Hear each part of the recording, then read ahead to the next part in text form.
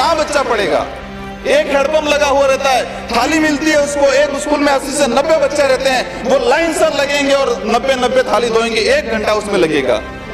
School में जो बच्चा जाता है वो डर सा महसूस करता है, डर सा महसूस करता है कि मैं कुछ गलत नहीं बोल दूं, क्योंकि वो अपने बचपन से 5 साल तक अपने अभिभावक के साथ रहता है, वो ऐसी भाषा सीखता है, वो मातृभाषा, और स्कूल में जाने के बाद उसको सीधे हिंदी और इंग्लिश बोली जाती है तो वो बच्चा डरता है। हमारे इलाके में विशेषकर जो बिली भाषा है, मातृभाषा है, उसमें अध्ययन कराने का प्रावधान करें। डूंगरपुर से ज्यादा हमारा जो जिला हॉस्पिटल है, वहां से ज्यादा गुजरात में इलाज करवाने जाते हैं लोग। दुख होता है उस बात को लेकर कि सरकार ने देसी दारू के लिए गंगानगर शुगर मिल से बनवाया गया केमिकल से देसी दारू बन के उस इलाके में बिक रहा है, लेकिन सरकार ने देसी महुआ था, उस महुए का जो एक औषधि है ओरिजिनल जो बनता है, अच्छी बीमारी भाग जाती है उसको, उसके लिए कोई प्रावधान नहीं किया है।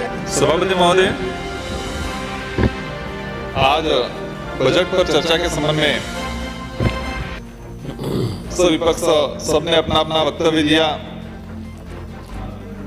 हमारे माननीय मुख्यमंत्री महोदय ने इस बजट की जो शुरुआत की है, 7 संकल्पों के माध्यम से इसकी शुरुआत की है, और पहला ही संकल्प रहा है उनका कि निरोगी काया। आज अगर इस सदन में हम आए हैं तो हम कहीं न कहीं हमारी काया स्वस्थ है, हम स्वस्थ है इसीलिए आ पाए, और हम इस राज्य का विकास चाहते हैं, इस राज्य का उद्धार चाहते हैं, तो सबसे अधिक चिकित्सा और स्वास्थ्य पे ही और शिक्षा पे ही ध्यान देना पड़ेगा। माननीय मुख्यमंत्री जी को धन्यवाद देना चाहता हूं, क्योंकि उन्होंने जो मिलावटखोरी हो रहा था आज तक, जो डुप्लीकेट सामान जो मार्केट में बिक रहा था, जो खाद्य पदार्थ बन रहे हैं उसमें जो मिलावट हो रहा था, उसके लिए ठोस कदम उठाया और उन्होंने अथॉरिटी का गठन किया, उसके लिए मैं धन्यवाद देना चाहता हूं। आज सभी ने इस बजट की तारीफ भी कर दी, बुराई भी कर दी, लेकिन मैं आपके माध्यम से सदन को वास्तविक स्थिति क्या है उसके बारे में बताना चाहता हूं। आज मैं 84 विधानसभा, गुजरात का लास्ट बॉर्डर, मेरी विधानसभा से जस्ट मतलब गुजरात स्टार्ट होता है, उधर से मध्य प्रदेश स्टार्ट होता है, उस क्षेत्र से आता हूं। तो जब निरोगी काया की बात हो रही है, आज गुजरात के 2 से 3 डिस्ट्रिक्ट के कलेक्टर डूंगरपुर कलेक्टर को लेटर लिखते हैं और कहते हैं उस लेटर में कि डूंगरपुर इलाके से और बांसवाड़ा डिस्ट्रिक्ट से जो मरीज आ रहे हैं, उन मरीजों का हीमोग्लोबिन, उनका खून बहुत कम है। और ये दुखद बात है, इस साल का जो मतलब इस सत्र में और इससे पहले हर साल 300 से 400 शिशु की मतलब मृत्यु होती है ना बच्चों की।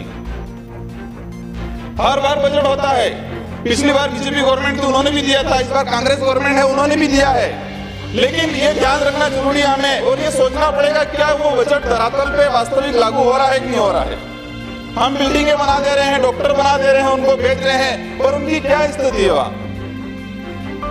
आज जब गुजरात में जाते हैं हमारे लोग, तो वहां जाके देखते हैं तो हमें ये लगता है कि डूंगरपुर से ज्यादा हमारा जो जिला हॉस्पिटल है वहां से ज्यादा गुजरात में इलाज करवाने जाते हैं लोग।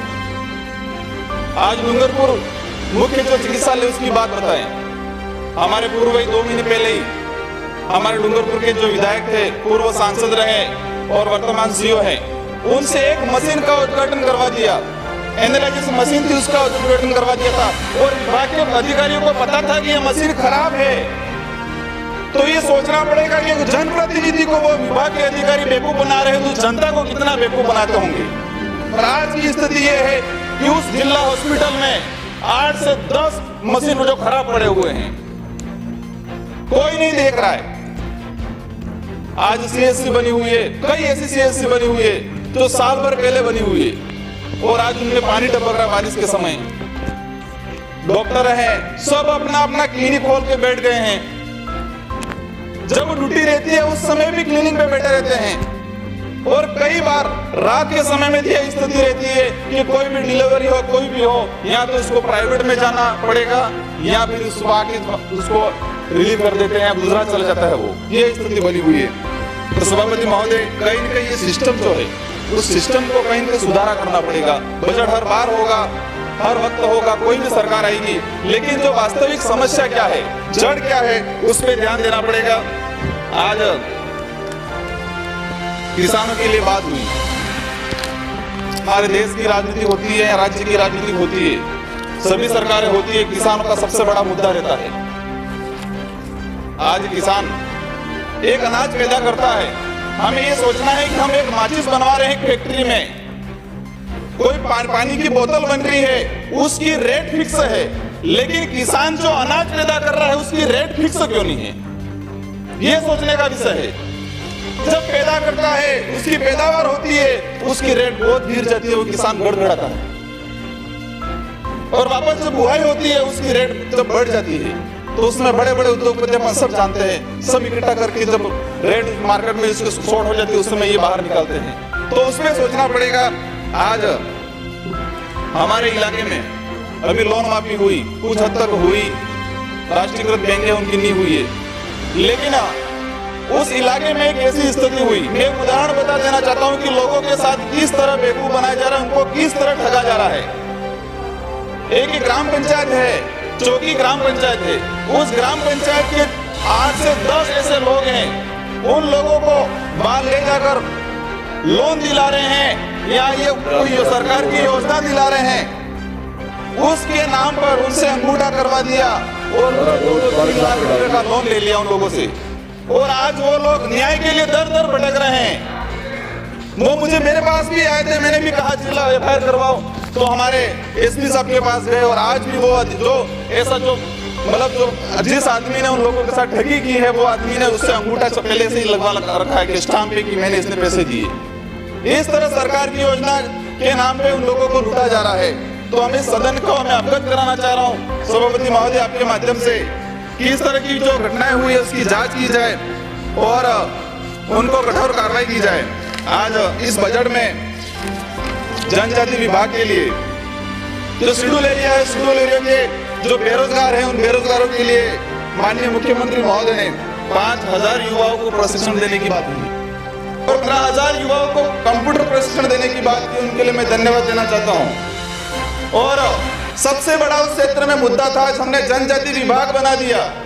आज बरसों से उस विभाग के जो कर्मचारी है, जो हॉस्टल वार्डन है, किराए पे लाए जाते थे, दूसरे विभाग से लाए जाते थे, और पहली बार जनजाति उस हॉस्टल वार्डनों का कैडर बना दिया गया। उसके लिए मैं माननीय मुख्यमंत्री जी को धन्यवाद देना चाहता हूं, क्योंकि उस इलाके में कई तरह की हॉस्टलें बन गई है और एक गरीब परिवार का बच्चा उस हॉस्टल पे ही निर्भर रहता है कि मैं हॉस्टल में रहूंगा, 6 साल निकालूंगा, अच्छी शिक्षा ग्रहण करूंगा।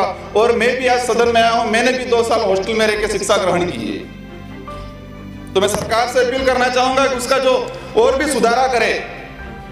आज इस सदन को मैं अवगत कराना चाहता हूं, हमारे अध्यक्ष महोदय ने बांसवाड़ा का दौरा किया था, उन्होंने उस समय बताया था कि शेड्यूल एरिया है, शेड्यूल एरिया का जो अभिभावक है, जो राज्यपाल है, और राज्यपाल चाहे वो प्रावधान शेड्यूल एरिया में कर सकता है। उस एरिया के लिए जनजाति सलाहकार परिषद बनी हुई है, सलाहकार समिति बनी हुई है, और सलाहकार समिति में विधायक होते हैं, कुछ 5 सामाजिक लोग होते हैं, और वह सलाहकार समिति मतलब सरकार को, राज्यपाल को अपनी जो बात है वो पहुंचाती है।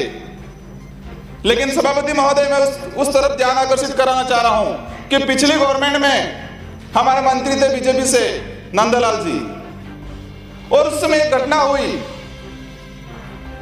उन्होंने डूंगरपुर में एक प्रोग्राम हुआ, उस प्रोग्राम में अपनी जो बात रखी, अपनी जो भावना थी वो रखी, और अपना जो दुख था वो रखा, और दूसरे ही दिन उनसे मंत्री पद छीन लिया गया। और कुछ महीनों में जो सलाहकार समिति का अध्यक्ष होता है वो मंत्री हुआ करता था, और पिछली गवर्नमेंट में सलाहकार समिति का अध्यक्ष मुख्यमंत्री महोदय को बना दिया गया। 2 मिनट में समाप्त करें अपनी बात। सभापति महोदय मैं तो 5 मिनट ही बोला हूँ। 2 मिनट में समाप्त करें। सभापति महोदय में 10 मिनट मिले हैं। तो मैं उस बात को बता रहा था कि मुख्यमंत्री महोदय को सलाहकार समिति का अध्यक्ष बना दिया गया, तो ये जानना पड़ेगा कि हमारे जो राज्य के मुख्यमंत्री है वो इतने व्यस्त रहते हैं, वो एक सलाहकार समिति के अध्यक्ष बनेंगे तो सलाह किसको देंगे, किसको सलाह देंगे? तो इस तरह की जो घटना हुई है उस इलाके में अभी जो माननीय मुख्यमंत्री महोदय ने वन भूमि जो वन अधिकार पट्टे दिए गए उस इलाके में कुछ हद तक दिए गए हैं, कुछ प्रक्रियाधीन हैं। तो जो जिन लोगों को वन अधिकार पट्टे मिले हैं उन लोगों के लिए मुर्गी पालन, बकरी पालन जैसी जो योजनाएं बनाई हैं और विशेषकर उस एरिया में जो पूरे देश में फेमस है, कड़कनाथ करके एक मुर्गा होता है, वो पूरे देश में फेमस है।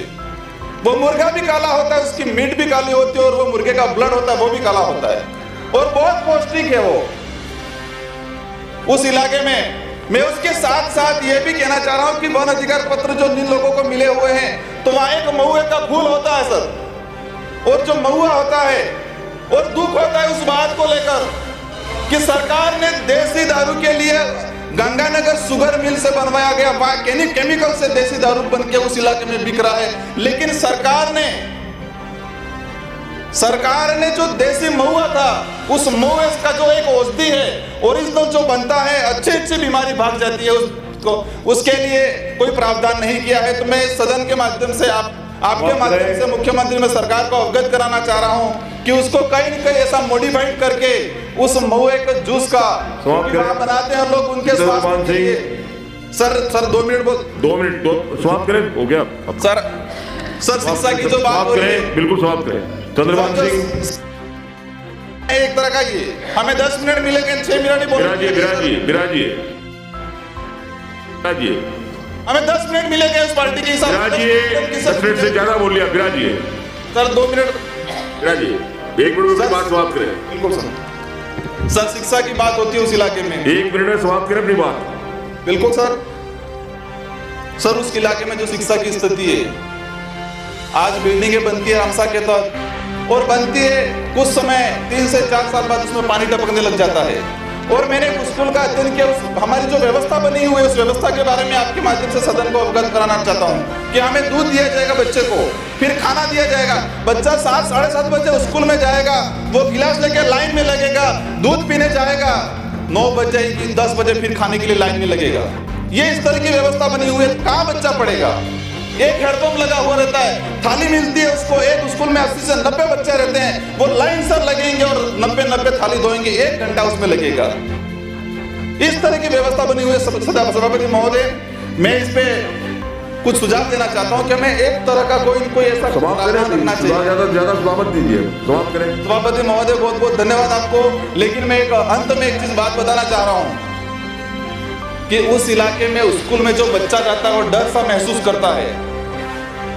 महसूस करता है कि मैं कुछ गलत नहीं बोल दूं, क्योंकि वो अपने बचपन से 5 साल तक अपने अभिभावक के साथ रहता है, वो ऐसी भाषा सीखता है, वो मातृभाषा, और स्कूल में जाने के बाद उसको सीधे हिंदी और इंग्लिश बोली जाती है तो वो बच्चा डरता है। तो आपसे निवेदन है सदन को कि जिस तरह मध्य प्रदेश सरकार ने 5वीं तक की शिक्षा अपनी मातृभाषा में पढ़ाने के लिए प्रावधान किया है, तो वर्तमान सरकार भी इस अपने राज्य में हमारे इलाके में विशेषकर जो बिली भाषा है, मातृभाषा है, उसमें अध्ययन कराने का प्रावधान करे। सभापति महोदय नमस्कार, सेवा जवाहर, जय भीम सभी साथियों को।